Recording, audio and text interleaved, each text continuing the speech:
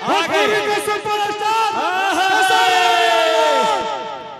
तने हल्ला करिए।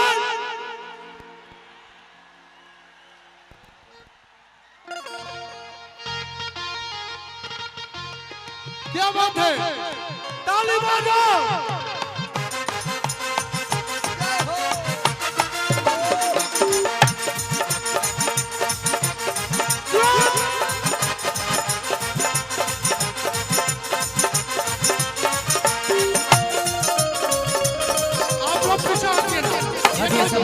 सब लोग के साथ सबके साथ आइए, इधर आइए, आप उधर आप इधर।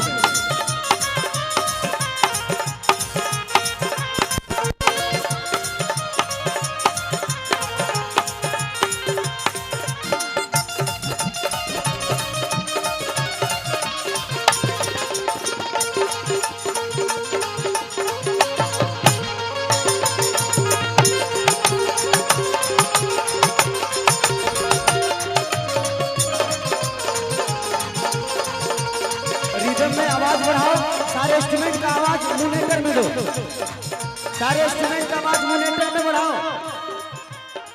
सारे इंस्ट्रूमेंट का आवाज मॉनिटर में बढ़ाओ। सोना भाई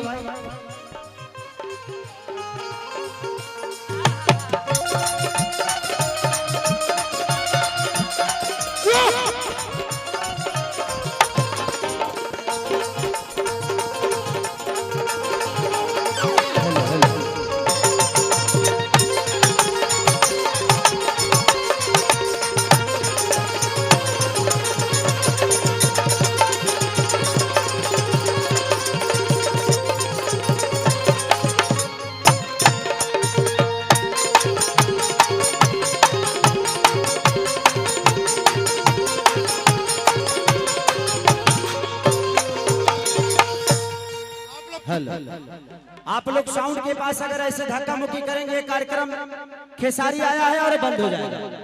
तो साउंड के पास से जितने भी वॉलंटियर हैं लाठी डंडा लेकर साउंड के पास आप लोग रहिए, ताकि कोई साउंड के पास धक्का मुक्की ना करे, नहीं तो ये कार्यक्रम बंद हो जाएगा। तो साउंड के पास से लोगों को हटा दीजिए, इधर से भी और उधर से भी। मैम सबसे पहले इस नवादा के धरती को, रजौली के धरती को, जितने भी मेरे लोग हैं सबको पैर छू के प्रणाम कर रहा हूं। इतनी मोहब्बत मैंने जिंदगी में कभी कहीं किसी के लिए नहीं देखा था, जो मोहब्बत आज आप सबने खेसरिया को दे दिया।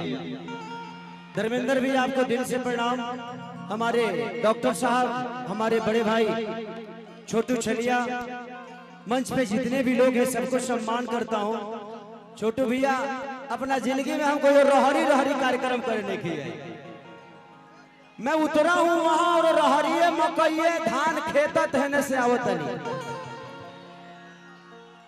ये आपकी मोहब्बत ही है जो खेसारी को भी आने पे मजबूर कर दिया। आपने खेसारी को इतना मोहब्बत दिया कि खेसारी इस स्टेज तक आने के लिए बाइक से आना पड़ा। ये आपकी मोहब्बत है, दिल से प्रणाम है कि ये मोहब्बत कभी कम मत करिएगा अपने बेटा के लिए, कम नहीं करेंगे।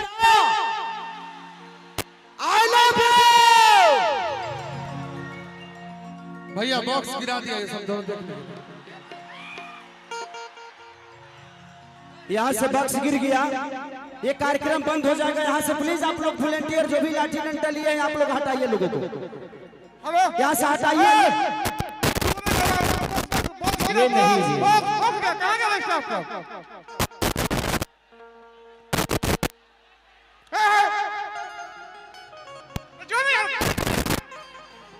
ये बॉक्स गिरा दिए आप लोग।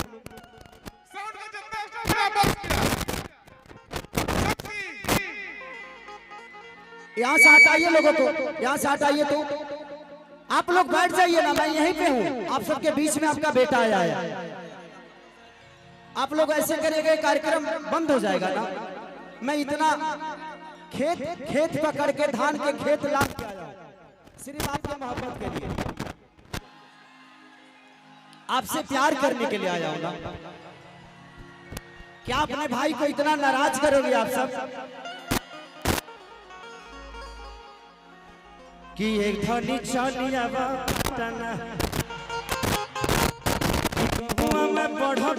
पतना ए जानू चलिया पटना। पसीना से हम अंदर से भीज गए, लेकिन तारा लोग के प्यार इतना ना पागल के लेबा कि आज मैं अपने जिंदगी में मैंने बहुत सारे कार्यक्रम देखा है, लेकिन मैं सुरक्षित मंच तक पहुंच गया हूं। लेकिन पवन माने हमारे डॉक्टर साहब पवन भैया और हमारे छोटू भैया, हमारे धर्मेंद्र भैया, सबके दिल से प्रणाम। मंच पे जितने भी मेरे गार्जियन स्वरूप लोग हैं, एक बार आशीर्वाद दे दीजिए ताली बजा के। इधर से भी सबको प्रणाम कर रहा हूं, क्योंकि सबको मिल नहीं सकता, तो आप लोग वहीं से आशीर्वाद दे दीजिए अपने बेटा को। आप लोग यहाँ से साइड हो जाइए, क्योंकि लोगों को देखने में तकलीफ हो रही होगी। और यहाँ से जो साउंड गिरा है उसको फिर से रखवा दीजिए, नहीं तो प्रॉब्लम होगी, आप लोग को सुनाई देने में दिक्कत होगा। फिर से रखवा दीजिए वहां पे। और आप लोग वहां से साउंड के पास से लोगों को हटाइए, वहां मत रहने दीजिए। देखा बाबू, सुर देखा। आप लोग आगे से बैठ जाइए।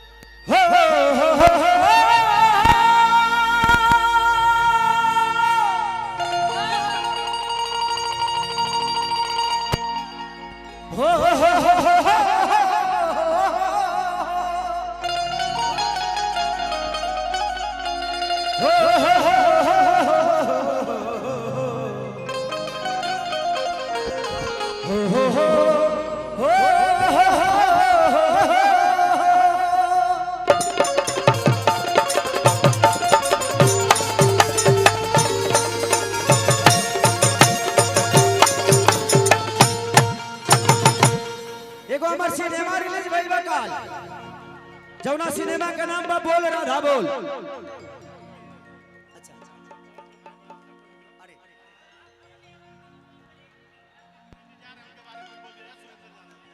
चलिए, हमारे बड़े भैया सुरेंद्र भैया, इस परिवार से बहुत पुराना रिलेशन है मेरा।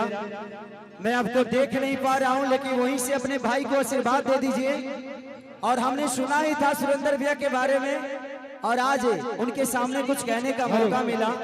कृपया कर मंत्री जी गाड़ी के आगे से भीड़ हटाइए, मंत्री जी भीड़ हटाइए। तो दिल से प्रणाम है सुरेंद्र भैया को कि हर 5 साल पे ऐसे ही मंत्रालय आपके जिम्मे रहे कि आपका छोटा भाई आकर और आपका आशीर्वाद लेकर जाए यहाँ से।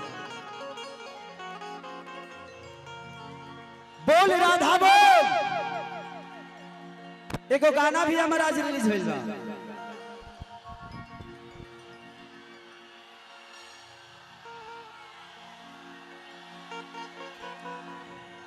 तबला तबला, उसकी हीरोइन भी फंसी हुई है, जो नम्रता मल्ला है, वो फंसी हुई है जाम में। अगर मैं चाहता हूं कि प्रशासन अगर थोड़ा सा खाली करा देगा, तो नम्रता भी दिल्ली से उनको बुलाया था इसी कार्यक्रम के लिए। आज तबला मेरा रिलीज हुआ और आप लोगों ने इतना प्यार दिया कि वो फिर से ट्रेंडिंग में आ गया। इतना प्यार दीजिएगा कि कल वो 1 नंबर पे आ जाना चाहिए। आएगा ना? आई लव यू दिखाओ।